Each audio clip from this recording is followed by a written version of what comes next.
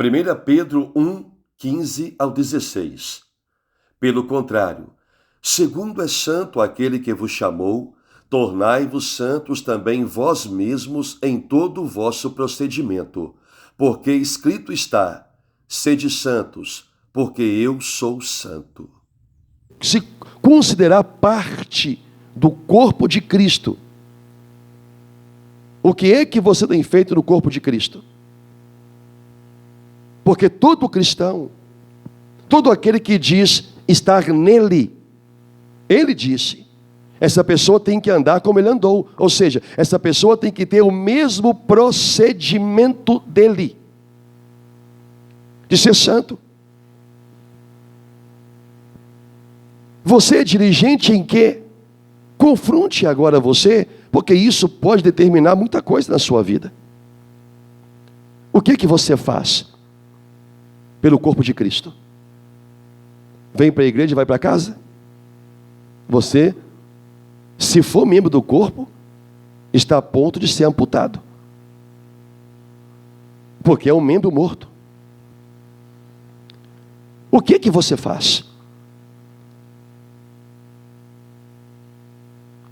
A palavra aqui é diligente.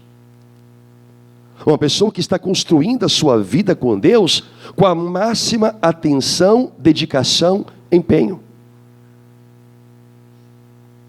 Eu não posso ser santo negligenciando esse dever que eu tenho.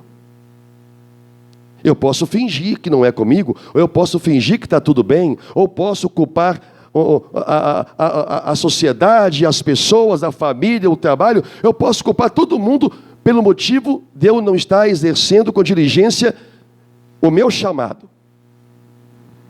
Mas isso não vai impedir que a pessoa se torne um membro morto, inativo.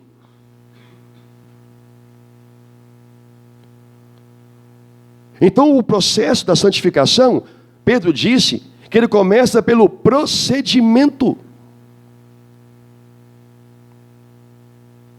Em qualquer igreja, a parte daquela membresia que não faz absolutamente nada pelo reino de Deus, em comunhão com a sua igreja local, não está no corpo de Cristo. Não está no corpo de Cristo. E isso é uma das coisas muito sérias que nós temos que observar, porque Jesus vai vir buscar a sua noiva, que é o seu corpo. Se é o meu procedimento que estabelece perante Deus a minha santidade, uma vez que Ele me chamou, então eu tenho que agora com diligência dar atenção àquilo que me foi ofertado, que me foi proposto. Em outras palavras, na obra de Deus, quando fala obra, fala da igreja. Quando fala da igreja, fala do corpo de Cristo. Na obra de Deus, você tem algo que é você que tem que fazer.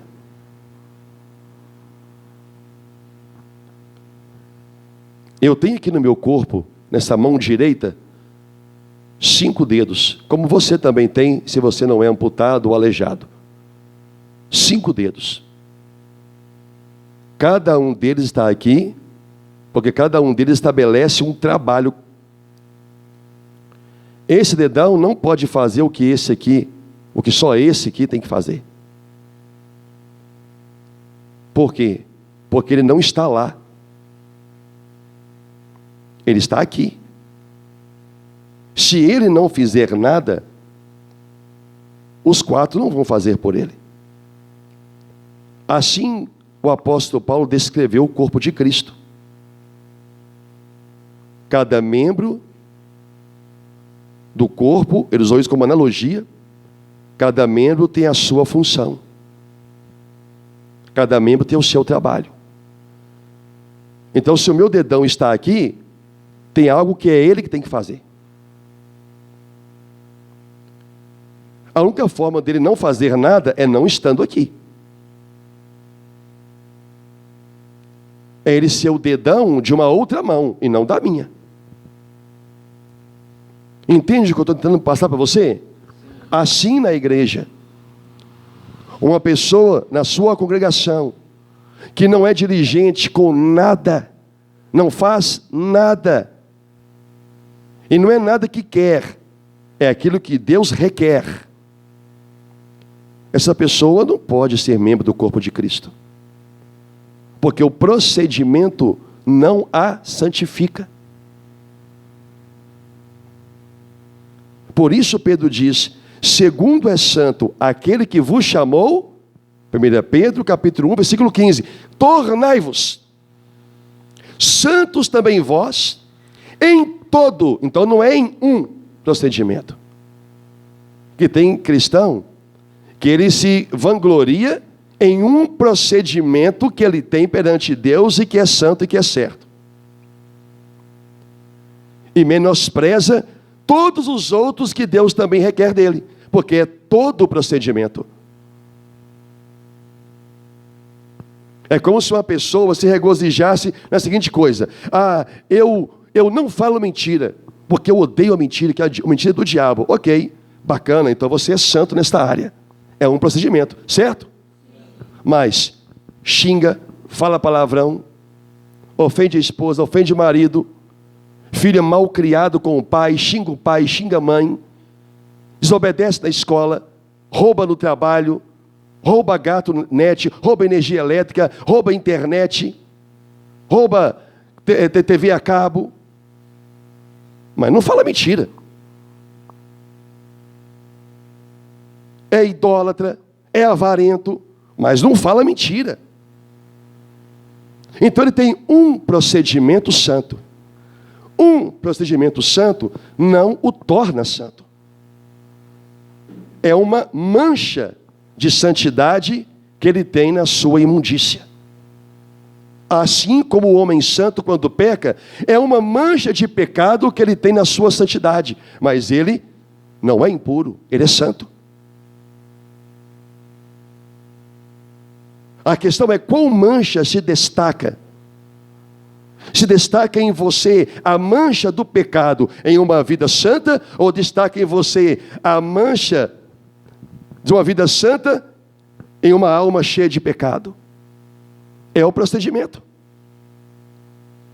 Então você não pode se vangloriar porque tem uma coisa que você faz e que você vigia e que você não peca, e as outras? E as outras obras?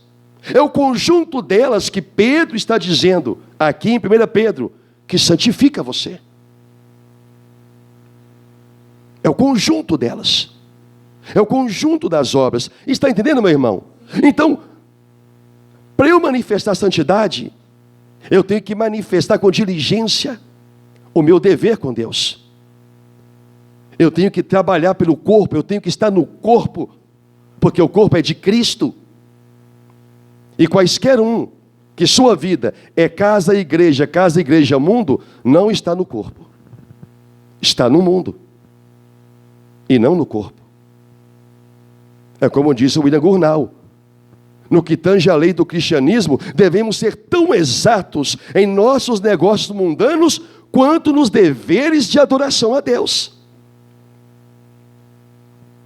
Segundo, certifique-se de melhorar o pacto da graça na sua vida, por sua própria ajuda, em seu caminho santo. Abre aspas. O próprio Moisés teve sua santidade não na lei, mas no Evangelho. Olha, falando de Moisés. Esses atos heróicos pelos quais ele é registrado como alguém eminentemente santo, são atribuídos à sua fé, como está escrito em Hebreus 11, 24 e 25. Pela fé, Moisés fez isso, pela fé, Moisés fez aquilo, e tudo isso estava mostrando o quê? De onde vinha a sua força? A sua força vinha do Senhor, vinha de Deus. Então foi revelado toda a obra de Moisés, que não viveu o Evangelho, mas no seu tempo, ele já manifestava o Evangelho de Deus. Porque o que manifesta o Evangelho em nós é a nossa fé. O que manifesta a vida de um homem santo é a sua fé. E o que é que tem manifestado em nossas vidas? Um viver religioso, aonde na minha religião eu venho para a igreja e deixo a minha vida religiosa na igreja. E quando eu falo religiosa, não falo de religião propriamente dita, mas sim da vida cristã. E quando eu saio do culto, a minha vida lá fora é outra, completamente diferente. Para o culto na casa do Senhor, eu dedico 1 dia, 2 dias, 3 dias na semana, ou 4, não sei.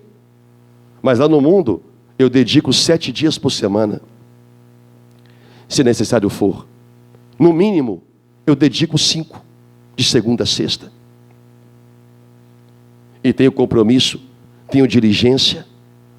Para o mundo, para o meu trabalho, para os meus estudos, aonde eu trago para a minha vida o recurso do pão, o sustento, pelo trabalho, eu não tenho dia ruim.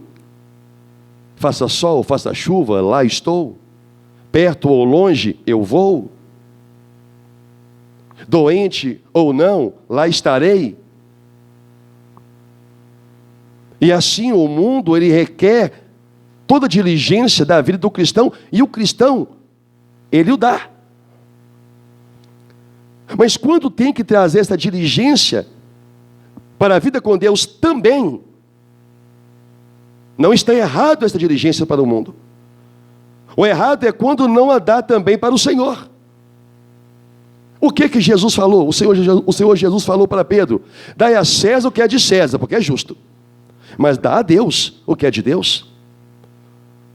Então o que está acontecendo?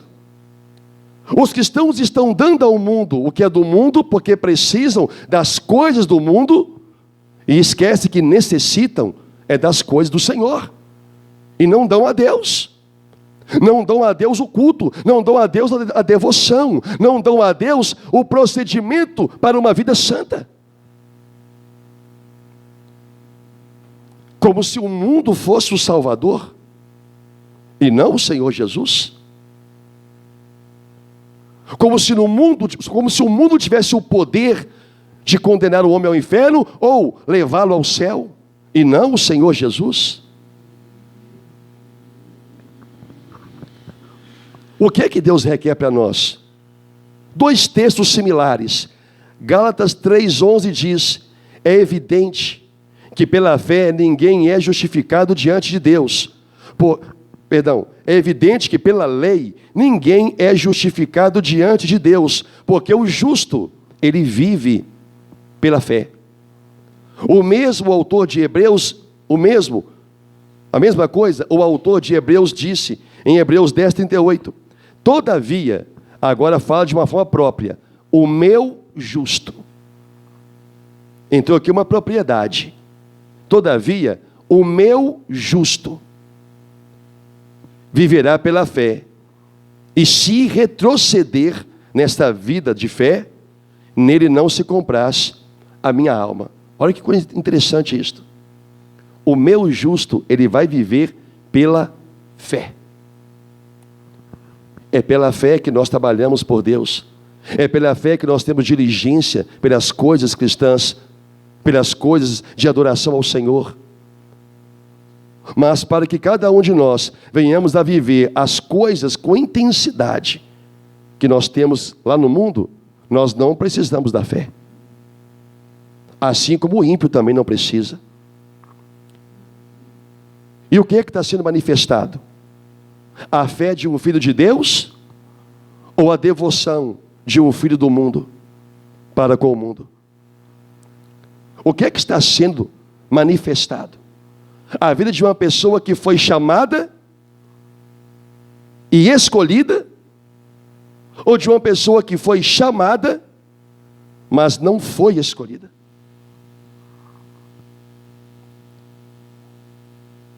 Você tem que olhar. O que é que você não tem feito por Deus, mas você faz por sua vida afora as coisas do Senhor, que é o dever de todo cristão. Não é dever de incrédulo. Não é dever do joio. Não é dever do cabrito, as expressões bíblicas. Não é dever dos filhos do diabo, as expressões bíblicas. É dever do trigo, é dever da ovelha, é dever dos filhos de Deus. Serem devotos diligentes do seu Deus. Adorar com profundidade a Deus. Estar sempre pronto para dizer sim, Senhor, para Deus. E nunca, jamais, sim para o mundo. Mas, lamentavelmente, este não é o retrato, não é o reflexo que se encontra em muitos dentro das congregações, onde o mundo já os envolveu de tal forma que eles já estão sufocados. A palavra, melhor dizendo, segundo o Senhor Jesus, na parábola do semeador, a semente que caiu no meio dos espinhos, os cuidados do mundo, os deleites da vida, sufocaram a palavra, e a palavra ficou como? Infrutífera. Então não está havendo manifestação de santidade. Tem mais uma coisa que eu quero falar sobre isto, sobre manifestação de santidade, o terceiro. Uma outra proposta para lidar com o assunto santidade exige agora um despacho, um desfecho. Isto é, estabelecer algumas instruções por meio de conselho e ajudar a todos aqueles que desejam manter o poder da santidade e da justiça em seu andar diário. Quero falar sobre duas coisas, rápida e rasteira. Entendeu o que eu li aqui? Eu vou repetir. A terceira coisa, a terceira manifestação para uma vida santa. Uma outra proposta para lidar com o assunto santidade exige agora um despacho, uma decisão. Isto é, você ter que estabelecer algumas instruções por meio de conselho e ajudar a todos aqueles que desejam manter o poder da santidade e da justiça em seu andar diário. Vou dar dois conselhos ou duas direções. A primeira direção para o andar diário de santidade: certifique-se de obter um bom fundamento sobre o qual possa ser erguida a bela estrutura de uma conduta santa e justa. E isso não pode ser menos do que a mudança de seu coração pela obra poderosa do Espírito Santificador de Deus em você. Palavra de William Gurnall. Certificar sobre um bom fundamento da sua vida cristã, do qual a sua vida está sendo erguida. 1 Coríntios capítulo 3, há três textos aqui que eu quero ler, e quero que a igreja leia. O primeiro deles é 1 Coríntios capítulo 3, na verdade são 4 textos. 1 Coríntios capítulo 3, se você achar rápido, você vai ler comigo. A palavra diz assim: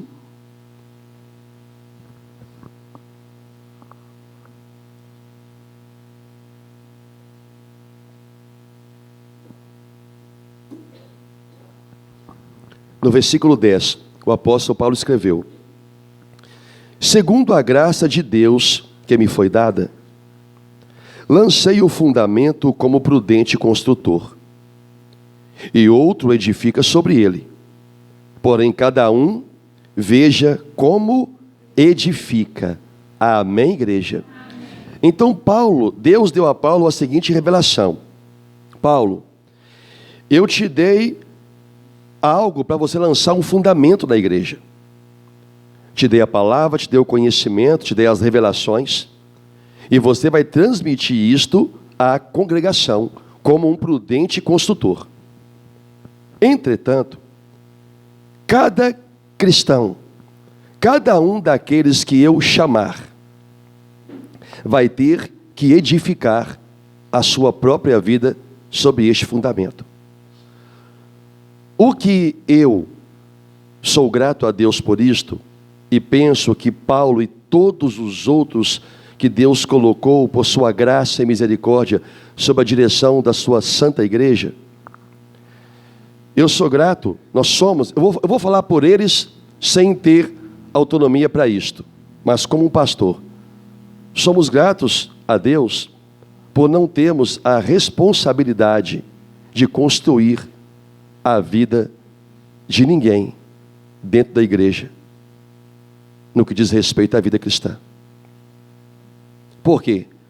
Porque senão cada um daqueles que fracassa ou constrói errado, nós passamos a ser culpados por aquela vida. Quando é que o pregador ele é culpado? Quando ele não lança o fundamento de Cristo, o fundamento que Cristo mandou. A doutrina que salva, o evangelho da paz. Quando ele não aplica a correção, o ensino, a disciplina na igreja. Quando ele não exorta, não corrige, não repreende. Quando ele não apacenta. Quando ele não tem zelo, então é culpa do pregador. Mas quando ele emprega, como Paulo disse, eu lancei o fundamento como prudente construtor. E outro vai vir sobre esse fundamento e edificar. Cada um veja como edifica. O que Deus está dizendo é que o que é a sua vida cristã, se não há erro de doutrina de ensino por parte do pastor, quem construiu foi você. Se está certa, quem construiu foi você.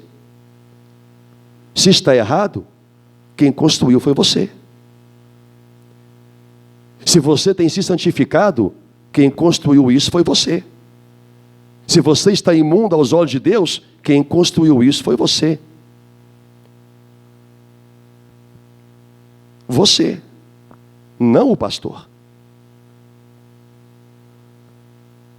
Porque cada um que fracassa nessa construção, nós viveríamos com o coração pesado, e nós mesmos nos cobraríamos, e nós mesmos nos rejeitaríamos. Não, eu não sou de Deus. Não, Deus de fato não me chamou para isto. Porque as vidas que eu tenho apacentado, muitas delas vivem longe de Deus. Então o pastor se culparia se ele fosse o responsável por construir.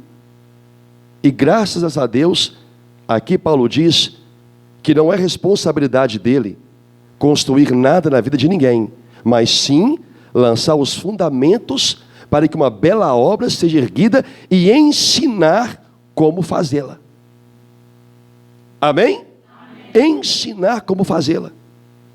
O que é a sua vida, ou o que se tornará a sua vida, foi a sua construção. Foi você que construiu. Seja naquilo que você acreditou, ou seja por aquilo que você rejeitou. Certo ou errado, bom ou ruim, justa ou injusta, perversa ou santa, o que você está construindo na sua vida é obra das suas mãos. E não do pastor, e não da igreja. Das suas mãos. Por isso Paulo diz, porém cada um veja como edifica. Amém? Amém. Segunda direção. Então a primeira direção, o primeiro conselho é fazer o quê? Certificar sobre o fundamento que você está construindo. E se o fundamento for Cristo, como que você está construindo isto? Então você tem que certificar. Porque lá na frente, o resultado desta obra cristã vai determinar a sua entrada no céu ou o seu lançamento no inferno. Você tem que certificar. Segunda direção, muitas vezes, pense seriamente em como e de que maneira santa e justa você, na hora da morte, gostaria de ter vivido. Quando eu li isto aqui, eu estou assim, poxa, que negócio profundo. Olha o que ele colocou aqui. Muitas vezes, pense seriamente em como e de que maneira santa e justa você, na hora da morte, gostaria de ter vivido.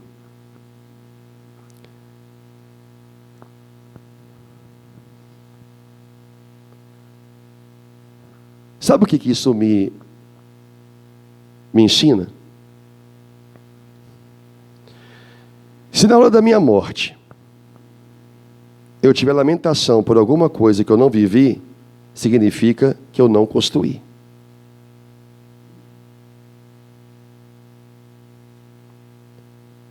Na hora da morte, não pode haver lamentação por aquilo que não fez. Porque se não fez, é porque não quis fazer. Por que só no leito da morte vai querer refletir sobre a vida para naquela hora se arrepender? Tomara que o que muitos querem crer que naquela hora Deus vai perdoar e vai salvar, tomara para o bem de muitos que isso aconteça. Eu só não acredito. E eu tenho o direito de não acreditar. O ladrão da direita, que é o exemplo clássico, é um outro contexto que não se aplica ao que eu estou falando aqui. O que está errado na sua vida? O que está sendo construído na sua vida? Então você entende que agora você pode mudar? Se você não mudar, é porque você não quer. Porque lá na hora da morte, você vai estar lá, seja o pastor ou alguém vai estar lá do seu lado, fazendo aquela última oração, quem sabe, e você, ó, pastor, eu quero me arrepender. Mas o senhor arrependeu ainda não? Depois de tantos anos? Ah, não é comigo que você tem que falar não, filho. Você tem que falar isso aí é para Jesus. Se ele levar a sério o seu arrependimento aqui no leito da sua morte, bom para você. Mas se não levar, eu lamento por tua vida.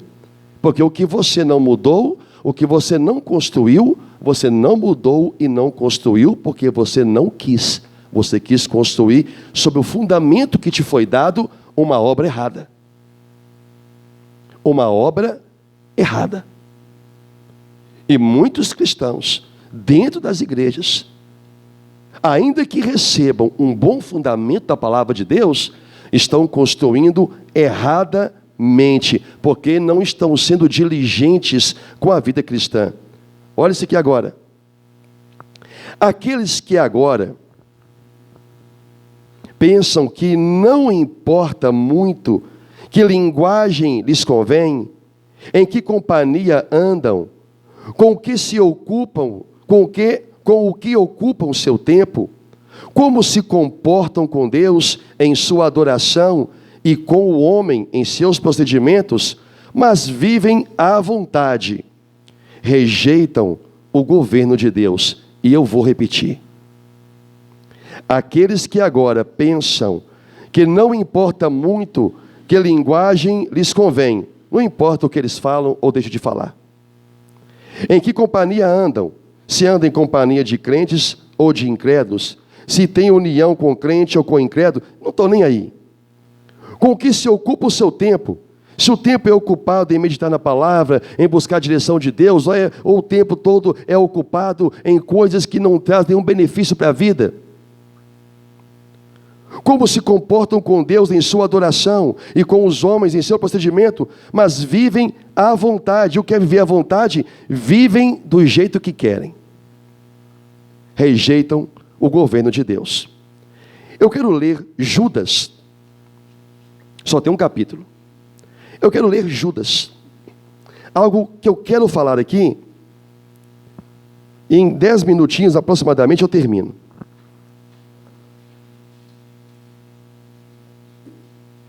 Uma vez eu vi um pastor dizendo, se um pastor falar que está acabando, você pode esperar mais 10, 15 minutos. Eu já falei que é 10, 15, amém? Amém. Judas, versículo 8, eu tenho um bocado de coisa para falar nesse tempo, nessa parte aqui. Diz assim, Judas, versículo 8, ora, estes da mesma sorte, quais sonhadores alucinados, não só contaminam a carne, como também rejeitam o governo e difamam autoridades superiores. Amém? Amém? O que nós lemos aqui é um relato de Judas sobre a punição dos ímpios. Ele diz que essas pessoas são como sonhadores alucinados que não só contaminam a carne, mas rejeitam o governo e difamam autoridades superiores. E aqui eu quero enfatizar para o governo de Deus e sua autoridade. Estes são os que rejeitam toda a instrução que vem do Senhor. Eles falam as coisas que querem falar, eles escolhem para suas vidas as coisas que querem escolher, eles decidem da forma como vão cultuar a Deus, o tempo que querem dedicar a Deus. Isso é o quê? Uma pessoa que rejeita o governo do Senhor. O mesmo governo que trouxe o fundamento do cristianismo, que é o Evangelho. Por que alguém constrói? Imagina assim: Deus vem, entrega o Evangelho da salvação, lança o fundamento que é Cristo e a sua palavra. A pessoa, dentro da sua igreja, ela é bem instruída, ensinada, corrigida, exortada. Então ela recebe toda a base que Deus ordena que ela tenha. Pronto, o fundamento é sólido. Qualquer coisa que for construída em cima desse fundamento não vai ser abalado, não vai quebrar. Deus é que está garantindo o fundamento, entende? Deus é que está garantindo o selo de qualidade do fundamento, que é Cristo e a sua palavra. Acabou. Agora Deus, por meio da autoridade dele na igreja, vai dar a instrução de como construir sobre o fundamento. Olha, você tem que viver assim, assim e assado. Olha, você tem que deixar isto e aquilo. Olha, você precisa agora... Tá, isso que eu estou dizendo, citando aqui aleatoriamente, claro, é mostrando na Bíblia. Amém? Não é o pastor falando o que você vai fazer, não. É ensinando pela palavra. Então, eu vou tocar. Então, olha, a palavra diz que você tem que deixar isso, isso e aquilo. Olha, a palavra diz que isso você pode. A palavra está dizendo que isto você não pode. Olha, a palavra está dizendo que você deve agir desta maneira. A palavra diz que isso aí que você acha que está certo, está errado, tem que mudar. Então Deus, através do seu governo, está agora sobre o fundamento que foi lançado, ensinando você como você vai construir a sua vida. Volto lá na palavra de Paulo, em 1 Coríntios 3. Cada um veja como edifica. Agora, se a pessoa, ela vai pegar isto, e vai no fundamento sólido, construir de acordo com a palavra do Senhor, é uma outra questão. É uma outra questão. Agora é sua responsabilidade se essa casa vai cair ou não. Eu vou usar uma palavra aqui do construtor que fez sua casa sobre a rocha. Nesse caso, a casa está sendo feita sobre a rocha, mas não é o fundamento que é o problema, é as paredes, é as colunas, é o telhado. Entenda essa analogia. É a forma como você está vivendo o seu cristianismo, da forma que você quer, rejeitando o governo de Deus. Chama pessoas assim de sonhadores alucinados. Estão sonhando com o céu, quando as portas do inferno estão abertas debaixo dos seus pés. E por último, 2 textos que vamos ler também. Primeiro eu quero ler uma citação final de William Gurnall. Diz assim, abre aspas: todos aqueles que se contentam com o estado profano em questão, esse é o estado de cada um por natureza. Esses, infelizmente, estão longe de manter o poder da santidade, que estão sob o poder de suas concupiscências. Estes lhes dão leis e cortam para eles todo o seu trabalho e dedicam todo o seu tempo para compensar uma vida vazia, morta, sem Deus no mundo. Eu achei isso aqui muito forte e busquei um texto bíblico para sustentar isto. O penúltimo texto que vamos ler, Filipenses capítulo 3.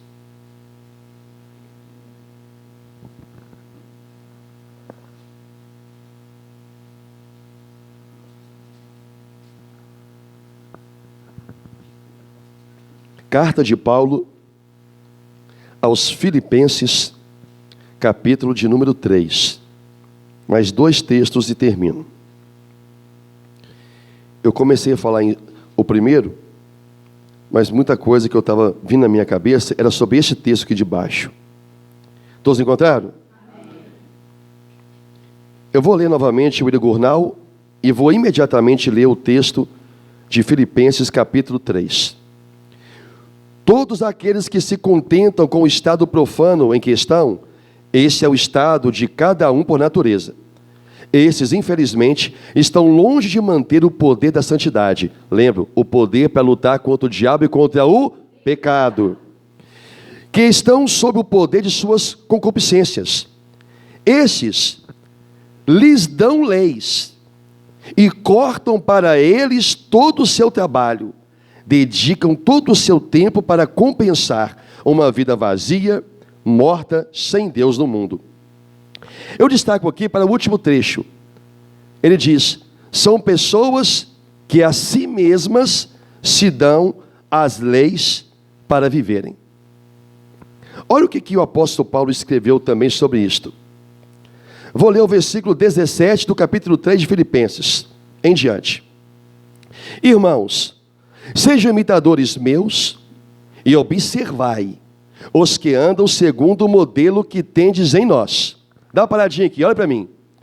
Então Paulo está dizendo o seguinte: igreja de Filipos, sejam meus imitadores e observem. Observar onde? Na igreja, certo? E observem na igreja aqueles que têm o mesmo procedimento que vocês, o mesmo modelo de vida cristã que vocês veem em nós. Ele falou nós, porque não se referia a ele apenas, mas a todos que com ele estavam e trabalhavam na igreja de Filipos. Então, observe isto. Observe quem tem o mesmo modelo que nós e nos imite. Agora ele vai dizer o porquê. Pois muitos andam entre nós. Isso aqui é triste de ler. Porque muitos andam entre nós, dos quais repetidas vezes eu vos dizia. Então houve um alerta. E agora vos digo, até chorando. O até chorando não é uma força de expressão, é um sentimento de tristeza.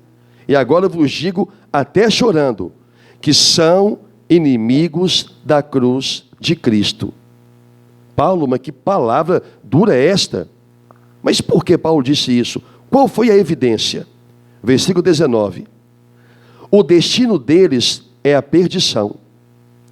O Deus deles é o ventre, suas próprias vontades. E a glória deles está na sua infâmia, visto que só se preocupam com as coisas da terra, com as coisas terrenas. Amém? Deixa eu falar aqui agora. Me solta que eu quero falar aqui agora.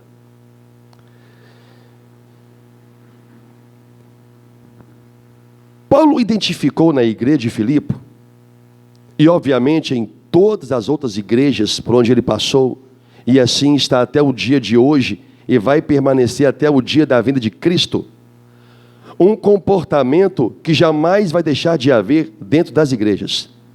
Haverão uma ou mais, um ou um grupo de pessoas que não andam segundo a doutrina, não andam segundo o ensino que têm aprendido. Paulo identificou e taxou, pela inspiração do Espírito Santo, essas pessoas como inimigas da cruz de Cristo. São inimigas da cruz de Cristo. Como pode uma afirmativa tão grave como esta ser levada para dentro da igreja? Eu falar que uma pessoa incrédula que está lá no mundo é inimiga da cruz de Cristo, seria até aceitável e entendido e compreendido. Mas Paulo fala isso da igreja, que dentro da igreja há daqueles que ele diz, eles andam entre nós, mas eu adverti vocês muitas vezes. Eu falei sobre essas pessoas. elas são inimigas da cruz de Cristo. Elas só se preocupam com as coisas terrenas. O Deus deles é o ventre, só fazem o que querem. O destino deles é a perdição. Essas pessoas, o William Gurnall abordou esse tema, dizendo que elas criam para si, o que eu já preguei aqui, o seu próprio evangelho. E é assim muita gente dentro de todas as igrejas. Cria o seu próprio evangelho, recebe o fundamento, só que ela troca. O fundamento já não é mais Cristo. Há daqueles que constroem errado sobre o fundamento certo. E há daqueles que trocam o fundamento. Não querem construir suas vidas com Cristo. Por que muitas pessoas, elas simplesmente não conseguem seguir o que aprendem, o que é ensinado? Porque Paulo disse, elas amam o mundo porque só se preocupam com as coisas terrenas. Como que ela pode ser santa? Como que ela pode lutar contra Satanás, que não é santo, e contra o pecado, que a quer tornar imunda? Como que ela pode lutar? Ela não pode lutar. É alguém, como diz, que quer ir para a guerra, quer pertencer ao exército sem nunca ter entrado nele. Olha como alguns, até mesmo aqui da igreja, como se preocupa mais com a vida terrena. Eu poderia citar nomes daqui de 3, 4, 5 famílias fácil, mas eu nem preciso, porque todos sabem o que estão construindo. Como o trabalho é mais importante, sempre foi e pelo visto sempre será.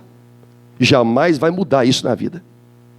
Jamais vai mudar. É o que demonstra que jamais vai mudar. Se há esperança, que não chegue no leito de morte para dizer, eu deveria ter vivido diferente, porque você ainda pode. Só se preocupa com coisa terrena. Deus está dizendo para você, você é inimigo daquilo que Ele fez na cruz por você. Porque embora você tenha que estar no mundo, trabalhar no mundo, mas você não está tendo a mesma diligência para as coisas de Deus. Volto lá no início da mensagem.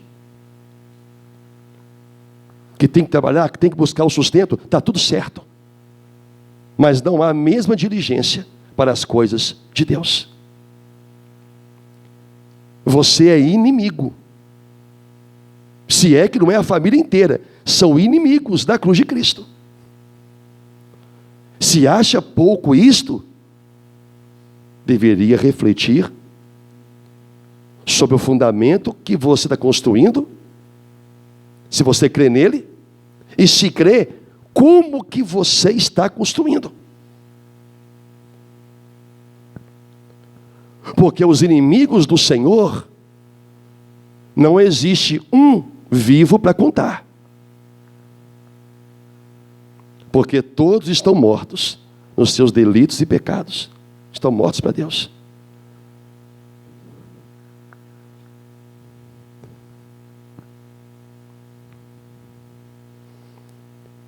Há uma palavra muito séria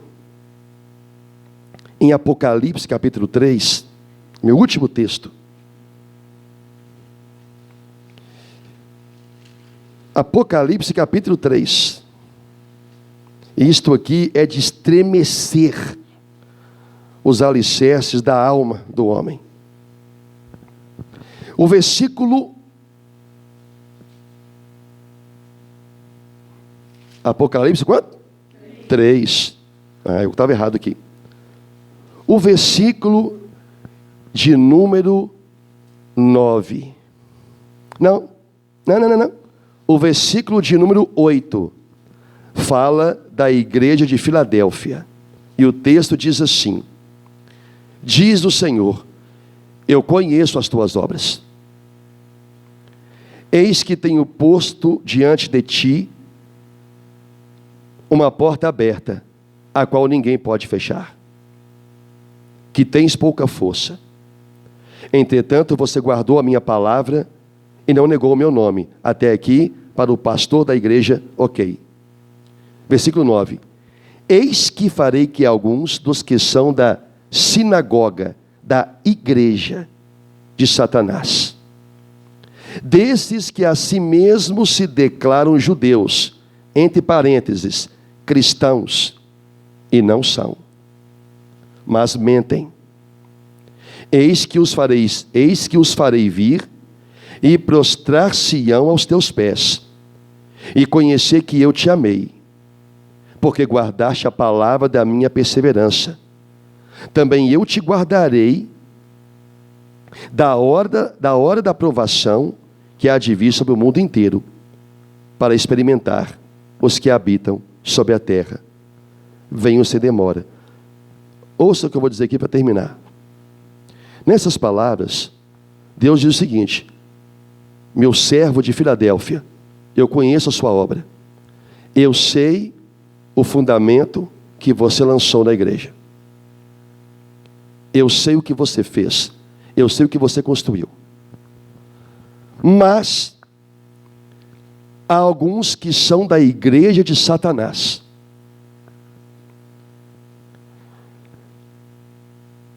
que dizem que são judeus, que dizem que são cristãos, que são meus, e eles não são.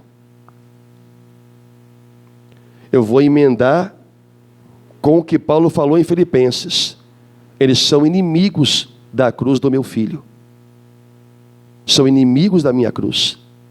Eles só se preocupam com a parte da vida que tem que ser vivida, a parte do mundo que tem que trabalhar, construir, realizar, sustentar.